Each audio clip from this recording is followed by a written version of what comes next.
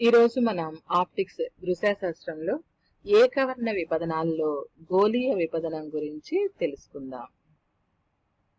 కటకంపై బహువర్ణ కాంతి అంటే తెల్లని కాంతి పతనమైనప్పుడు మనకు వివిధ వర్ణాలతో కూడినటువంటి ప్రతిబింబం ఏర్పడుతుంది. దీన్నే వర్ణ విపదనం అంటాం.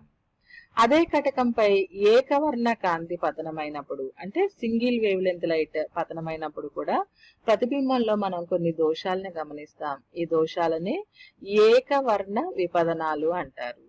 మరి ఈ రోజు మనం ఈ ఏకవర్ణ విపదనాలలో గోళీయ విపదనాన్ని గురించి తెలుసుకుందాం. గోళీయ విపదనం యొక్క నిర్వచనం: ఒక అక్షంపై అంటే కటకం యొక్క ప్రధాన అక్షంపై మనం బిందు వస్తువును ఉంచినప్పుడు ఆ కటకం ఆ బిందు వస్తువు యొక్క ప్రతిబింబాన్ని బిందు పరిమాణంలో ఏర్పరచాలి. కానీ బిందు వస్తువు యొక్క బిందు ప్రతిబింబాన్ని ఏర్పరచలేనటువంటి కటక దోషాన్ని గోళీయ విపదనం అంటారు. ఉదాహరణకి వస్తువు ఈ విధంగా బిందు ఆకారంలో ఉన్నప్పుడు ప్రతిబింబం కూడా బిందు ఆకారంలోనే కనిపించాలి. కానీ ఇక్కడ బిందు వస్తువు యొక్క ప్రతిబింబం ఈ విధంగా కనిపిస్తుంది. దీన్నే మనం గోళీయ విపదనంగా చెప్పవచ్చును. మరి ఈ గోళీయ విపదనం ఏర్పడటానికి కారణం ఏమిటి అంటే విచలనం. విచలనానికి formula delta equal to h/f. మరి ఇక్కడ ఒక కాంతి కిరణం ఈ విధంగా కటకంపై పతనమైనప్పుడు అది ఈ విధంగా రుజుమార్గంలో ప్రయాణించగా ప్రధాన అక్షం వైపుకు వంగి ప్రయాణిస్తుంది వక్రీభవనం వలన. కాబట్టి ఈ వక్రీభవన కిరణానికి ఆ కాంతి కిరణం యొక్క యాక్చువల్ పాత్ అంటే రుజు మార్గానికి మధ్య గల కోణాన్ని విచలన కోణం లేక విచలనం అంటాం. మరి ఆ విచలనానికి ఫార్ములా ఏంటి అంటే h/f. మరి ఇక్కడ h అంటే ఏంటి అంటే కటక కేంద్రం నుంచి ఈ కాంతి కిరణం కటకంపై ఎంత ఎత్తులో పతనమైందో ఆ హైట్, ఆ ఎత్తుని మనం ఇక్కడ h గా తీసుకుందాం. కాబట్టి విచలన కోణం అనేది దేని మీద ఆధారపడుతుంది? ఎత్తు మీద, కాంతి కిరణం పతనమయ్యే ఎత్తు మీద కటకంపై మరియు ఆ కటకం యొక్క నాభ్యంతరం మీద ఆధారపడుతుంది. నాభ్యంతరం స్థిరం కాబట్టి విచలనం అనేది h మీదే ఆధారపడుతుంది. ఎత్తు ఎక్కువగా ఉన్నప్పుడు విచలనం ఎక్కువగా, ఎత్తు తక్కువగా ఉన్నప్పుడు విచలనం తక్కువగా ఉంటుంది. మరి ఈ ఫార్ములా బేస్ గా మనం ఒక కటకం ద్వారా ఏ విధంగా గోళీయ విపదనం ఏర్పడుతుందో మనం వివరించవచ్చు. మనం ఇప్పుడు ఒక కుంభాకార కటకాన్ని తీసుకుందాం. ఈ కుంభాకార కటకం యొక్క ప్రధాన అక్షం ఇది. ఈ ప్రధాన అక్షంపై ఒక బిందువు వద్ద మనం బిందు పరిమాణంలో ఉన్నటువంటి ఒక వస్తువుని తీసుకుందాం. మరి ఈ వస్తువు నుంచి వచ్చేటటువంటి ఏకవర్ణ కాంతి కిరణాలు ఈ కటకం మీద పతనమవుతున్నాయి. మరి ఈ కిరణాలలో ఏ కిరణాలైతే ఈ ప్రధానాక్షానికి దగ్గరగా ఉంటాయో ఆ కిరణాలను ఉపాక్షీయ కిరణాలు అంటారు. ప్రధానాక్షానికి దగ్గరగా పతనమయ్యేటటువంటి కటకంపై పతనమయ్యేటటువంటి ఈ కిరణాలను ఉపాక్షీయ కిరణాలు అంటారు. మరి ఈ ఉపాక్షీయ కిరణాలు కటకం యొక్క కేంద్రం నుంచి తక్కువ ఎత్తులో, ఈ h అనేది హైట్ అనేది తక్కువగా ఉంటుంది.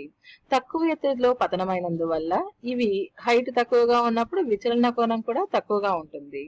అందువల్ల ఈ ఉపాక్షీయ కిరణాలు తక్కువ విచలనం చెంది అంటే తక్కువగా ప్రధానాక్షం వైపు వంగి ఈ కటకా నుంచి దూరంగా IP అనే బిందువు వద్ద కేంద్రీకరింపబడతాయి. ఈ విధంగా ఉపాక్షీయ కిరణాల వల్ల ప్రతిబింబం IP అనే బిందువు వద్ద ఏర్పడుతుంది.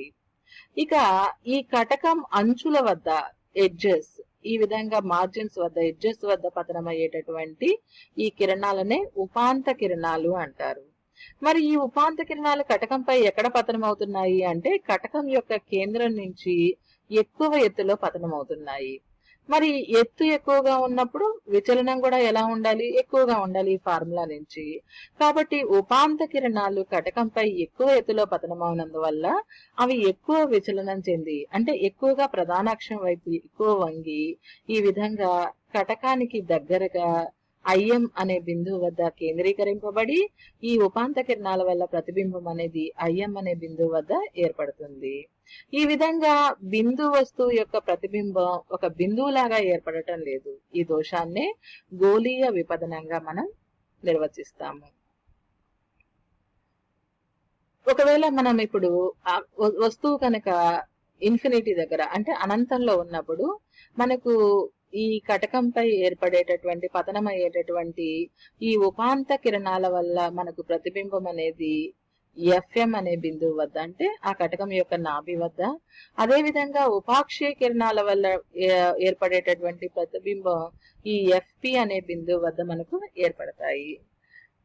ఒకవేళ మనం ఒక తెరని గనక ఎఫ్పి వద్ద గాని ఎఫ్ఎం వద్ద గాని అక్షానికి లంబంగా ఏర్పాటు చేసినట్లయితే ఈ తెర మీద మనకు ఎలాంటి ప్రతిబింబం ఏర్పడుతుంది అంటే బిందు వస్తువు యొక్క ప్రతిబింబం ఒక వృత్తాకార మచ్చగా ఉంటుంది. ఎఫ్ఎం దగ్గర పెట్టినా లేదా ఎఫ్పి అనే బిందువు వద్ద పెట్టినప్పుడు మనకు ఆ బిందు వస్తువు యొక్క ప్రతిబింబం అనేది ఒక వృత్తాకార మచ్చగా ఉంటుంది. మరి ఆ మచ్చ మధ్య భాగంలో కాంతి యొక్క తీవ్రత ఎక్కువగా ఉండి మనం అంచులకు వెళ్లే కొద్దీ కాంతి యొక్క తీవ్రత తగ్గుతూ ఉంటుంది. ఈ విధమైన ప్రతిబింబాన్ని మనం ఎఫ్పి మరియు ఎఫ్ఎం వద్ద గమనిస్తాము. ఒకవేళ ఈ తెరని గనక మనం ఎఫ్పి అనే బిందువు దగ్గర నుంచి ఈ విధంగా జరుపుతూ ఉన్నట్లయితే ఈ ప్రాంతానికి వచ్చేటప్పటికి మనం ఏమని గమనిస్తాము అంటే తెర మీద ఒక తక్కువ వ్యాసార్థం కలిగినటువంటి ఏక రీతిగా ఉన్నటువంటి కాంతి తీవ్రత కలిగినటువంటి ఒక వృత్తాన్ని ఒక వృత్తాకారపు మచ్చను మనం తెరమై గమనిస్తాము. ఇక్కడ ఎక్కడైతే ఈ ఉపాంత కిరణాలు ఉపాక్షీయ కిరణాలు ఇంటర్సెక్ట్ అవుతున్నాయో అక్కడ మనం ఇటువంటి వృత్తాకారపు మచ్చను మనం గమనిస్తాము. దీన్నే మనం అల్పతమ అస్పష్టత వృత్తం అని నిర్వచించవచ్చు. మరియు ఈ వృత్తం యొక్క వ్యాసార్థం తక్కువగా ఉంటుంది. మరియు ఈ ప్రతిబింబాన్ని మనం బిందు వస్తువు యొక్క అప్రాక్సిమేట్, అంటే ఇంచుమించుగా దాని యొక్క ప్రతిబింబంగా మనం దీన్ని తీసుకోవడానికి అవకాశం ఉంటుంది. ఇక ఈ ప్రతిబింబాల మధ్య దూరం, అంటే ఉపాంత కిరణాల వల్ల ఏర్పడినటువంటి ప్రతిబింబానికి ఉపాక్షీయ కిరణాల వల్ల ఏర్పడిన ప్రతిబింబాల యొక్క మధ్య దూరాన్ని మనం అక్షీయ గోళీయ విపదనంగా నిర్వచిస్తాము. మరియు ఈ అల్పతమ అస్పష్టత వృత్తం యొక్క వ్యాసార్థాన్ని పార్శ్వ గోళీయ విపదనంగా మనం నిర్వచిస్తాము. ఈ విధంగా గోళీయ విపదనంలో అక్షీయ గోళీయ విపదనం మరియు పార్శ్వ గోళీయ విపదనం అనే ఈ రెండు రకాల గురించి తెలుసుకుందాము. మరి ఈ అక్షీయ గోళీయ విపదనం ఒక కుంభాకార కటకానికి ఎలా ఉంటుంది, పుటాకార కటకానికి ఎలా ఉంటుందో గమనిద్దాం. సాధారణంగా ఒక కుంభాకార కటకం యొక్క గోళీయ విభజనం ఎఫ్ఎం ఎఫ్పి ఈ మధ్య తేడా అనేది పతన కాంతి దిశలోనే ఉన్నట్లయితే మనం దాన్ని ధనాత్మకంగా అంటే పాజిటివ్ గా తీసుకుంటాం.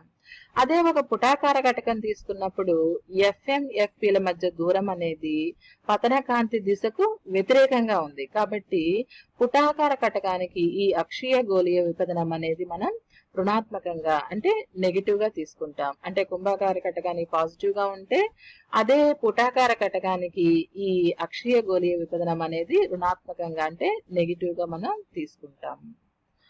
మరి ఇప్పుడు మనం గోళీయ విభజనాన్ని తగ్గించేటటువంటి పద్ధతుల గురించి తెలుసుకుందాం. దీంట్లో మొదటి పద్ధతి ఏంటి అంటే ఒక కుంభాకార కటకానికి గోళీయ విభజనం అనేది ధనాత్మకంగా ఉంటుంది, పుటాకార కటకానికి రుణాత్మకంగా ఉంటుంది అని తెలుసుకున్నాం.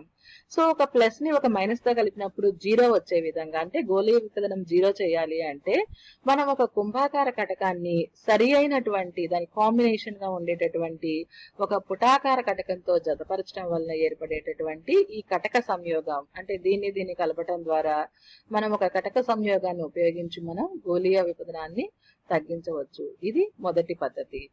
ఇక రెండవ పద్ధతి ఏంటో చూడండి. స్టాప్లను లేదా స్లిట్లు అంటే చీలికలను ఉపయోగించడం ద్వారా ఒక కటకానికి ఎదురుగా మనం ఈ విధంగా ఒక చీలికను ఏర్పాటు చేసినట్లయితే ఉపాంత కిరణాలు ఈ చీలిక వల్ల ఆగిపోతాయి, కటకంపై పతనం అవ్వకుండా. ఇక కటకంపై ఏ కిరణాలు పతనం అవుతున్నాయి అంటే కేవలం ఉపాక్షీయ కిరణాలు మాత్రమే పతనమై ఈ ఉపాక్షీయ కిరణాల వల్ల మనకు ప్రతిబింబం అనేది ఒక బిందువు వద్ద మాత్రమే ఏర్పడుతుంది. అదే మనం ఇక్కడ స్టాప్లను ఉపయోగించినట్లయితే ఈ స్టాప్లు అనేవి ఉపాక్షీయ కిరణాలను ఆపివేస్తాయి.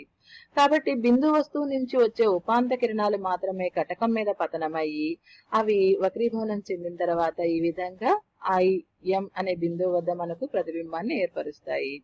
ఈ విధంగా స్టాప్లను లేదా స్లిట్లను చీలికలను ఉపయోగించి మన కొన్ని కిరణాలను అంటే ఉపాంత కిరణాలు లేదా ఉపాక్షయ కిరణాల్లో ఏదో ఒకదాన్ని ఆపటం వల్ల మిగతా కిరణాల వల్ల మాత్రం మనకు ప్రతిబింబం ఒకే బిందువు వద్ద ఏర్పడుతుంది. కానీ ఇలా చేయటం వల్ల నష్టం ఏమిటి అంటే ప్రతిబింబం యొక్క కాంతి తీవ్రత తగ్గుతుంది. ఎందుకంటే మనం ఇక్కడ కొంత కాంతి కిరణాలను కటకంపై పతనం అవ్వకుండా ఆపటం వల్ల మనకు ఏర్పడే ప్రతిబింబం యొక్క కాంతి తీవ్రత అనేది తగ్గుతుంది. ఇది గోళీయ విపదనాన్ని తగ్గించేటటువంటి రెండవ పద్ధతి. ఇక మూడవ పద్ధతి ఏమిటి అంటే ఒక సమతల కుంభాకార కటకాన్ని ఉపయోగించడం ద్వారా మరియు ఆ కుంభాకార కటకం యొక్క కుంభాకార తలం అనేది పతన కాంతికి ఎదురుగా ఉంచడం వల్ల ఈ కాంతి కిరణం అనేది ఈ కుంభాకార తలం వద్ద మరియు ఈ సమతల తలం వద్ద సమాన విచలన కోణాలు కలిగి ఉండటం చేత గోళీయ విపదనం అనేది ఈ సందర్భంలో కనిష్టంగా ఉంటుందని మనం చెప్పవచ్చు. ఇక రెండు సమతల కుంభాకార కటకాలను మనం కొంత ఎడంగా లేదా కొంత దూరంగా ఉంచుతున్నాము మరియు ఈ రెండు సమతల కుంభాకార కటకాల యొక్క కుంభాకార తలాలనేవి పతన కాంతికి ఎదురుగా ఉంచడం ద్వారా మరియు వీటి మధ్య దూరంను మనం వాటి నాభ్యాంతాల యొక్క తేడాకు వాటి యొక్క డిఫరెన్స్ కి సమానంగా ఉండేటటువంటి దూరంలో వాటిని ఎడంగా ఉంచడం ద్వారా కూడా మనం ఈ గోళీయ విపదనాన్ని కనిష్టం చేయవచ్చు లేదా తగ్గించవచ్చునని చెప్పవచ్చు. ఇది ఇంకొక పద్ధతి. చివరిగా ఈ గోళీయ విపదనం తగ్గించడానికి కటకం యొక్క ఆకృతి గుణకం, దీన్ని షేప్ ఫ్యాక్టర్ అంటారు. ఈ షేప్ ఫ్యాక్టర్ అనేది ఈ సమీకరణాన్ని తృప్తిపరిచినట్లయితే ఆ కటకాన్ని ఉపయోగించి మనం ఈ గోళీయ విపదన దోషాన్ని తొలగించవచ్చు, కనిష్టం చేయవచ్చు. ఇక్కడ ఈ ఫార్ములాలో మ్యూ అంటే ఏమిటి అంటే ఆ కటక పదార్థం యొక్క వక్రీభవన గుణకం మరియు R1 R2 ఏమిటి అంటే ఆ కటకం యొక్క ఈ తలాల యొక్క వక్రతా వ్యాసార్థాలే R1 R2. ఈ తలం యొక్క వక్రతా వ్యాసార్థం R1, ఈ రెండవ తలం యొక్క వ్యాసార్థం R2. మరి ఈ సమీకరణాన్ని పాటించేటటువంటి కటకం ద్వారా మనం గోళీయ విపదనాన్ని కనిష్టం చేయవచ్చు. ఒకవేళ మనం తీసుకున్నటువంటి కటక పదార్థం యొక్క వక్రీభవన గుణకం 1.5 అయినట్లయితే అప్పుడు ఆ వాల్యూని 1.5ని ఇక్కడ మ్యూ బదులు సబ్స్టిట్యూట్ చేసినట్లయితే R1/R2 బీటా విలువ ఆకృతి గుణకం విలువ ఎంత అవుతుంది అంటే -1/6 అవుతుంది. ఈ విధంగా ఈ కండిషన్ ని ఈ షరతుని తృప్తిపరిచేటట్లు చేయబడినటువంటి కటకాన్ని వ్యత్యస్త కటకం, దీన్నే క్రాస్డ్ లెన్స్ అంటాం. ఈ వ్యత్యస్త కటకంను ఉపయోగించి మనం గోళీయ విపదనాన్ని కనిష్టం చేయవచ్చును. ఇవి గోళీయ విపదనాన్ని తగ్గించేటటువంటి పద్ధతులు. ఈ విధంగా మనం ఈ వీడియోలో గోళీయ విపదనం గురించి, గోళీయ విపదనాన్ని తగ్గించే పద్ధతుల గురించి తెలుసుకున్నాము. Thank you.